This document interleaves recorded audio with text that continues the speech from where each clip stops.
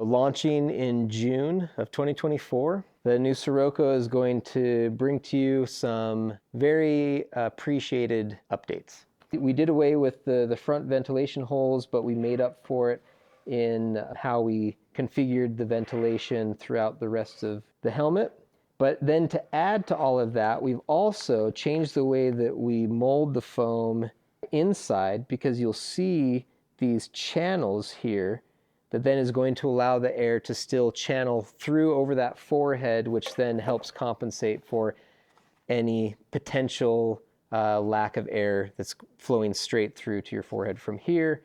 But then it also helps eliminate how often you might be getting stuff falling into these holes. And not only does the foam itself have the air channels, but we've also made it to where the comfort foam itself has air channels, so you should still be getting a lot of air movement over the front of your head.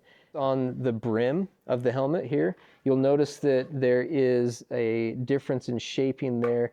We've made it to where now your field of vision is increased. When you look up, you're going to see less of the helmet and more of the rock, more of whatever it is you need to see. If you're belaying, it's the climber or just the route itself when you're trying to find out where to go. Most people are going to be excited about the buckle. We have done away with the magnetic buckle that in theory was an awesome idea, but we've noticed that just a lot of things were getting stuck in there to where it wasn't providing a great experience. And so we're back to a traditional, just full-on plastic buckle there.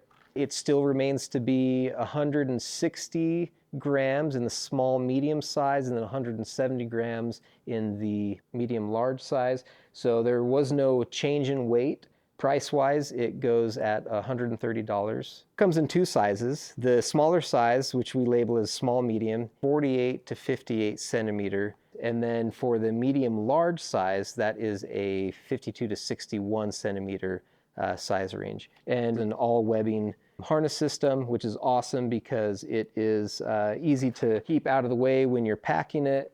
But then when using it, it's just comfortable to the head. You don't have all of this plastic kind of poking you and creating hot spots on your head. The Sirocco does come with 2 areas of comfort padding. These are fully removable so that you can wash them because they will get super grody and nasty. You can always buy replacement foam from Petzl to put in here. When trying to get your helmet to be perfectly fitted for your head, you're going to want to adjust the back first. And the nice thing is with these buckles here, you can lower or raise this section so that it's where you want it. I usually like to put it below this part of the skull that protrudes, and then tighten that down. And then next you'd want to move to the side straps, and then these are adjustable. And so you want to make those to where they're not too high up on the ear, but also not too low below the jawline. Luckily this one's quite nice, but you can adjust them to where they either sit further back or farther forward. So depending on the shape of your head, you should be able to hone that in so that the chin strap is more comfortably placed underneath your jaw.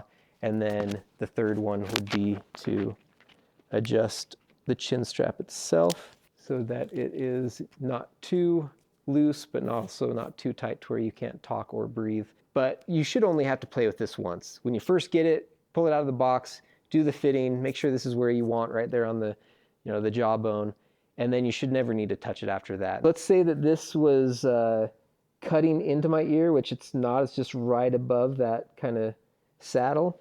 I would then adjust this to sit higher, and that'll raise it higher from the saddle where my ear goes to my head.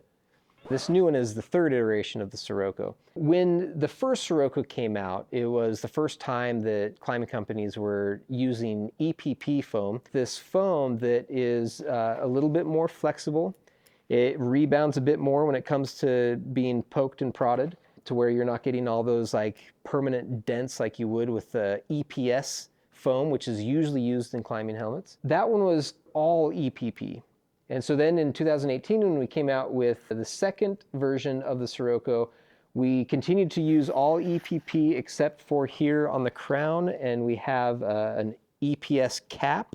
And that just allows you to have less material, but the same amount of impact absorption, because we just didn't want the helmet to be so high on the head. So we were able to bring that down by utilizing EPS here, but then maintaining all the awesome qualities that you get from an EPP helmet, and that is still evident here, to where this is all EPP, but then inside you have that EPS for right over the head that can keep it a low profile.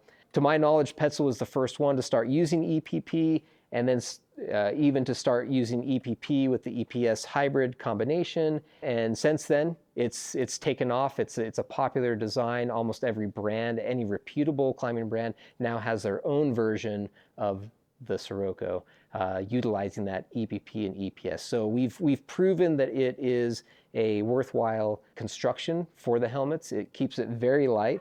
Like I said, this is, most people wear the medium to large, so let's talk about the 170 grams.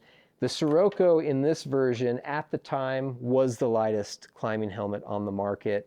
Like I said, all these other companies have come out with their versions and they've been able to bring that weight down a bit. So unfortunately, the Sirocco, even if it in its previous form, but now in its new form, is not the lightest, but it is still amongst the lightest climbing helmets on the market because of that hybrid construction using EPP and EPS foam. What's awesome about having that EPP foam is, like, when you have such a lightweight helmet, back in the day, lightweight helmets were almost like single-use helmets. You get a bump on it and it's going to be forever dented or cracked because of the rigidity of the foam. It would just snap or it would leave those permanent dents. But the nice thing about the EPP foam is that you just have a lot more flex. But even then, like, you're just not getting those dents. Like, you can sit here and shove your finger in it and it's going to bounce back and come back to where you don't have all those dents like you've seen in some of those other popular lightweight helmets where everyone's climbing around and you just see these pock marks everywhere. You're going to be able to retain the nice aesthetics of the helmet, but also its protective properties, because when you start denting things, all of a sudden things are compressed. It's not going to provide as great of impact absorption. So you know that if this is going to be able to heal itself, let's say heal itself, then you know that it's going to maintain those impact absorption qualities a lot longer than something that's going to be permanently impacting every time it gets dented or hit.